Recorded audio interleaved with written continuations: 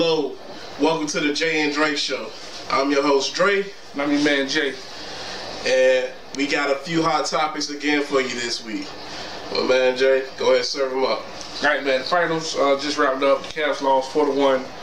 So the question and debate that's going on now is this. Being that LeBron is now 3-5 in the finals, do you still consider him to be a top 5 player of all time? Or has that level of greatness surpassed him? What's your thoughts? I don't feel he gained anything in his legacy with his last finals, but I do feel that he was not hurt at all. He had a great performance. First player ever to average a triple-double in the finals. 30 plus, 12 and 10. I mean, just an amazing stat line. I did feel the only way for them to really truly be competitive with the Warriors was for LeBron to do everything that he did and average 45 points a game. He didn't do that, and obviously, you know, they lost 4-1. So that's my take on that. I'm with you, man. It's just, this is my opinion on it. People who say that are just LeBron haters, and this is why. Kobe Bryant and Michael Jordan did not face any team in the finals close to the talent level that the Warriors possess this season. The Warriors had 4 players who you could honestly make an argument are top 15 players in the league. They also had 4 players who you can make the argument are top 5 or 10 in their position. Easy in the league today. So when you take into account that LeBron still had 30, 12, and 10 when he made the right pass to Kyle Korver in the corner, and if Kyle Korver hit that shot, I know you're going. They would have won Game 3. They did win Game 4, and basically they went cold in the third quarter of Game 5. When you take all that into context, to me, his legacy doesn't dip, but at the same time, it doesn't grow either. That's just my opinion. I disagree with the shot to Kyle Korver. I mean, honestly, I felt he even drove the wrong way. It's like, why are you driving into traffic? If you go right, you take him one-on-one. If you go left, he went into 3 defenders, basically. I dig you. But if you ever watch LeBron play, you know LeBron was going to make the right basketball decision. And to me, his original, just being that, you know, I played basketball or whatever, his thing was, it's easier if you're right-handed to go to the left and pull up and shoot. And to me, that was his original thinking. And once he seen Kyle Korver open in the corner, hey man, you know, that's his shot. He gave it up, the guy missed the shot.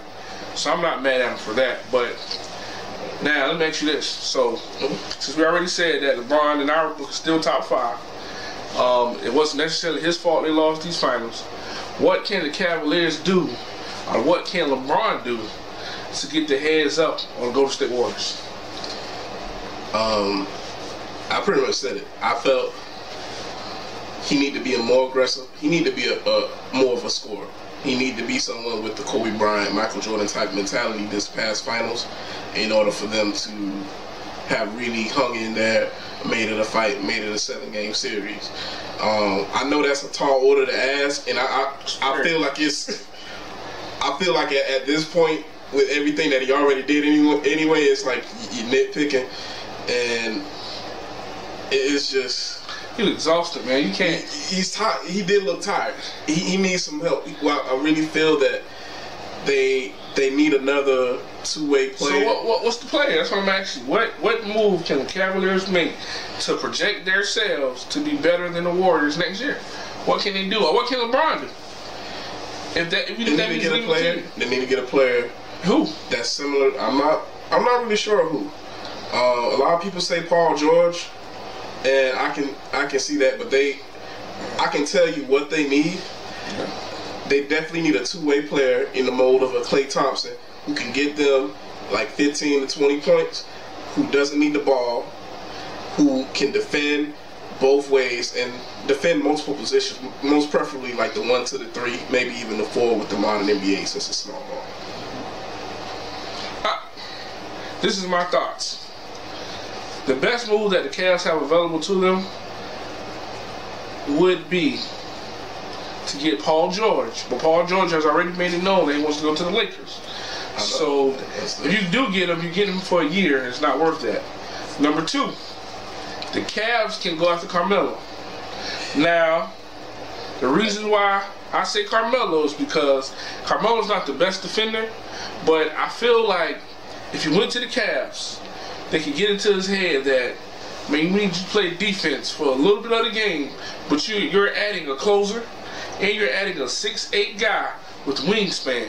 Even though he's not the greatest defender, you can't teach height, you can't teach wingspan, and most importantly, you're adding a pure-blooded scorer. And that's what you need to beat the Warriors, man.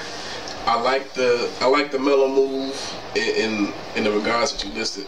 I do think Melo is underrated in terms of the NBA, in terms of his talent. I've never seen somebody who's just such an efficient scorer like he is. Just give it to him anywhere, like he can put the ball in the hole. He's not the... Time out, brother. You said give it to me anywhere, put the ball in the hole? I mean, you can do it in the post, you can do it outside, man.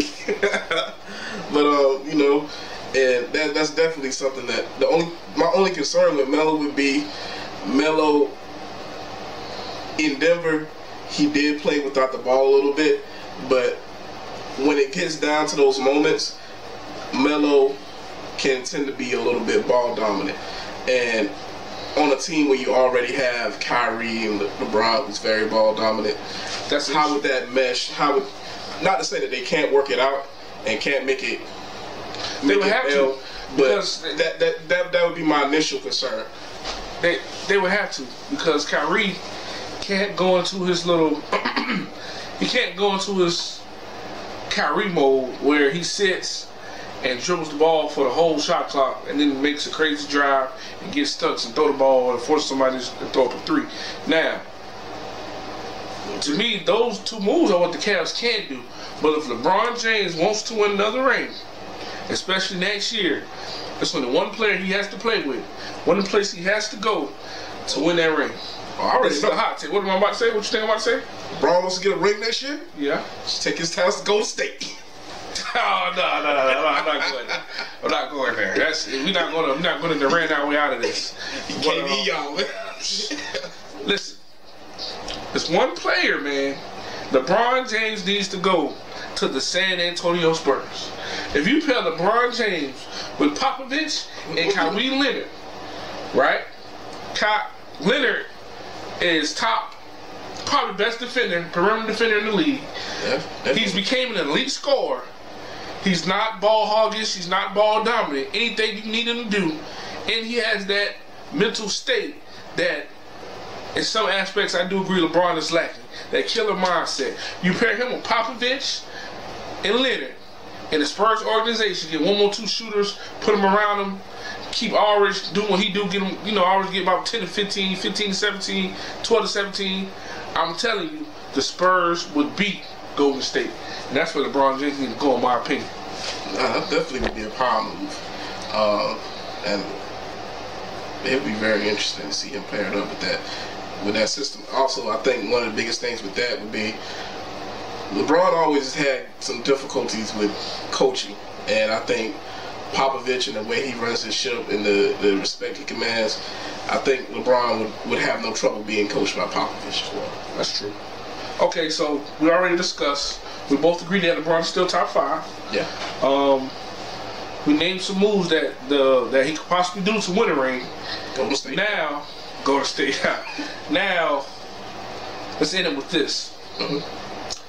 Is the era of the super team bad for the NBA?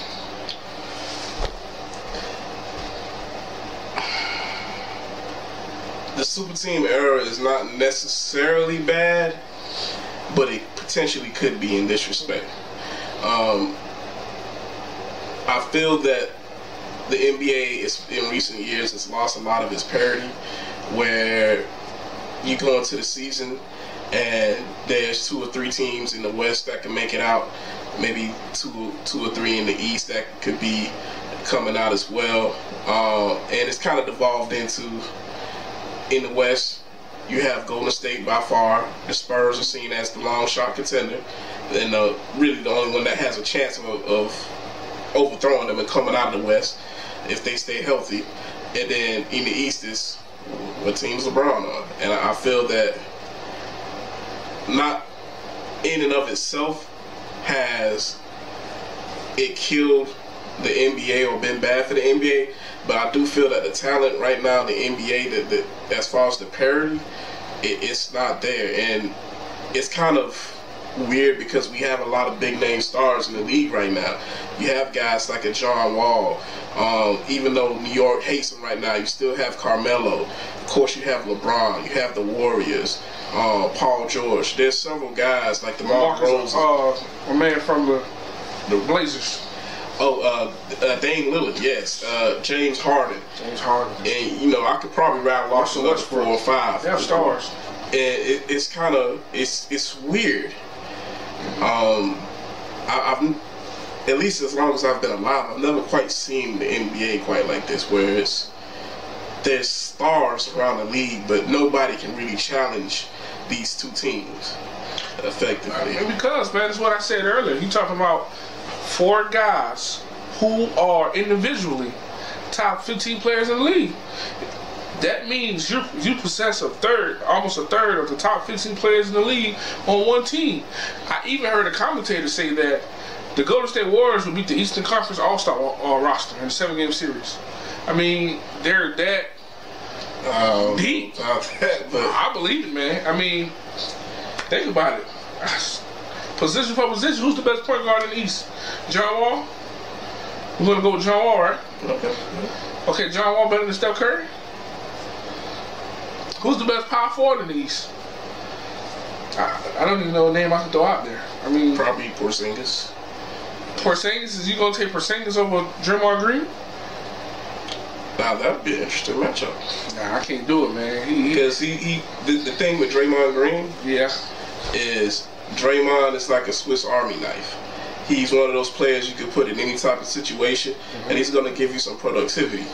However, scoring isn't necessarily his game, and I do intangibles. Yeah, he does that.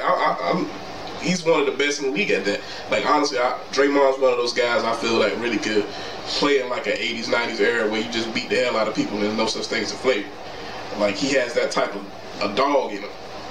Porzingis, on the other hand, the reason I say I think it'd be an interesting matchup, while he's not that type of gritty player, he does play good defense, he does rebound, and he's a scorer. Like, he puts the ball in the hole. Put the ball in the hole. And that's why. He's lanky, he's tall. Yeah. He's too young though. You give him Draymond any day of the week, man. Intangibles. See, he's too young. You can't teach the intangibles. I still would go with Draymond, and then rounding it out, Kevin Durant, and also Klay Thompson. Klay Thompson plays the small forward position, which is what LeBron plays. But basically, man, like I said, you can get the two guard, whatever you want to call them. And I'll take him in the 2 guard in the East. I mean, I can't think of any shooting guard in the East that's better than him. I'm going with Golden State, man. Golden State Warriors versus the Eastern Conference All-Stars. I'm going with Golden State, bro. Yeah. Agree, disagree. But finish it off, man. Let me say this. Go ahead. I think it's decent for the NBA if they could get 3 legitimate contenders, 3 legitimate superstar teams in each conference. Not meaning that it's to the point where we don't know that the Golden State Warriors are going to win, but 3 teams that the series might go 6 or 7 games. You have 2 stars floating out right now. You have Chris Paul and Blake Griffin. They said Chris Paul goes to the Pelicans, and DeMarcus Cousins and the Brow could figure out how to play together. That's a great team, man. It is. I mean, Blake Griffin, let's say he comes to the Eastern Conference and goes to the Celtics. That takes them up a notch. To me, screw it. Screw all the other teams. We want parity. I don't want parity. I want to see the greats playing against the greats. And I think that would be great for the league. I mean, that's what I mean, though. I mean, that's what parity is. Parity is when you have several teams vying in contention. And, you know, that's not saying like every single game, like, oh my God, I don't know who's gonna win, but that means you have some elite competition. And right now I feel the NBA has a lot of really good teams and there's 2 elite ones. And that like I said, if they were 2 or 3 teams in each conference, that were legitimate title contenders that you could look at their roster top to bottom, and you look at it and say, hey, these guys are got a legit chance to come out of the East or the West, I think that's great for the NBA. True. So, conclusion, is LeBron James still top 5? Yeah. Is it better for him to stay with the Cavs or go to another team to win a ring next year? Best thing for him to do is go to Golden State. We're not going to ring this today. And finally, he's going to ring, go to Golden State. Yeah, all right, Kevin Durant, he figured that out. And finally, are super teams good or bad for the NBA? Question mark on that one. Question mark. Yeah. You heard it here first, man. This is the Dre and Jay podcast. I'm Jay. I'm Dre. Thank you for your view. Once again, thank you for watching our video. This is your boy Dre. This is Jay. And before we go, we'd like to ask you to like, comment, share, and subscribe. Thank you, and have a great day.